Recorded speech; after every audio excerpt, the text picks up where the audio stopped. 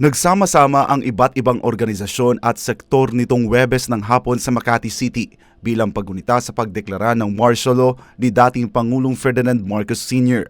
Kanilang inilunsad ang isang kilusan na tinatawag na tindig ng mamamayan sa tamang kasaysayan para sa bagong Pilipinas. Ayon sa dating kadre ng CPP, NPA, NDF na si Jeffrey Eric Celis, layon ng nasabing kilusan na pagkaisahin ang taong bayan para labanan ang kasinungalingan ng CPP Urban Operatives kaugnay sa naging konteksto ng pagdedeklara ng martial law.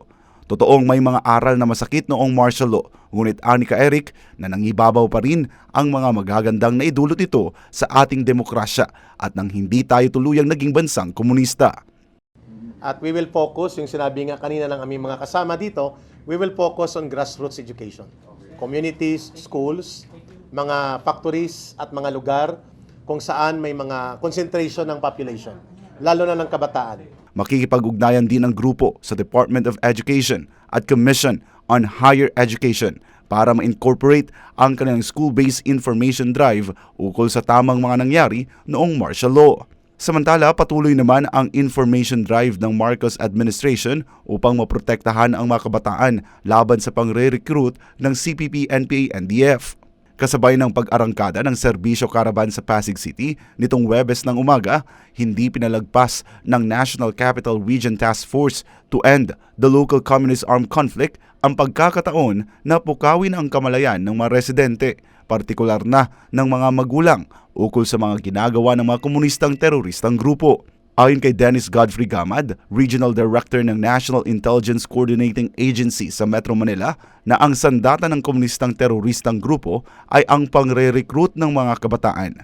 Ani Gamad, mahalaga ang papel ng mga magulang na protektahan ang kanilang mga anak at mga kabataan mula sa nasabing grupo.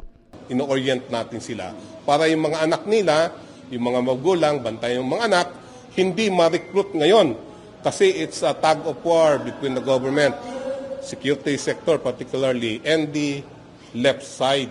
Dahil yung mga bata, the youth and students, will be the core group that will receive the bastion of leadership from the elders of the communist terrorist group. Dinaluhan ng higit 1,000 residente na pawang mga magulang mula sa 13 barangay ng Pasig ang nasabing seminar. Isinagawa na rin sa iba pang lugar sa Metro Manila ang nasabing information drive, kabilang na ang Baseco at Payatas. Samantala, inilahad naman ni Gamad na pahina na ng pahina ang puwersa ng CPP, NPA, NDF sa bansa. Under the NPF-LCAC, because we are on the end game already. Now, as we are talking, there are just less than 2,000 and one active guerrilla front in Samar. Yung the rest are already dismantled. Para sa Diyos at sa Pilipinas kong mahal, ako si Jason Rubrico, SM9 News.